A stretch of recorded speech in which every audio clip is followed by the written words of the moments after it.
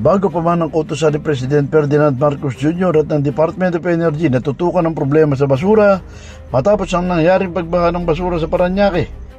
Una nang naglunsad ang Nickel Asia Foundation ng Solid Waste Management Program sa Barangay Banaa, Gian, Eastern Samar na pinondohan ng 25 milyon.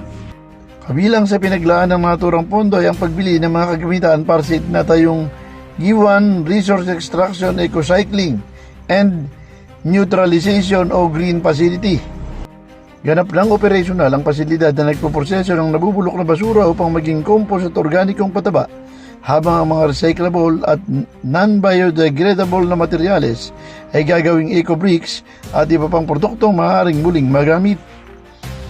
Ayon sa NAC Foundation, layunin ng proyekto na mabawasan ng basurang napupunta sa landfill, makalikha ng kabuhayan para sa mga residente at maisulong ang tinatawag na circular economy, kung saan ang mga materyales ay muling pinakikinabangan sa halip na itinatapon.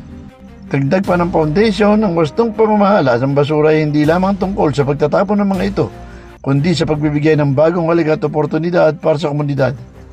Ang proyektong ito ay mabisang tugon sa lumalang problema sa basura at inaasahang magiging mas malinis, mas matatag at mas handa ang Giwan sa hamon ng kalikasan at kaunlaran.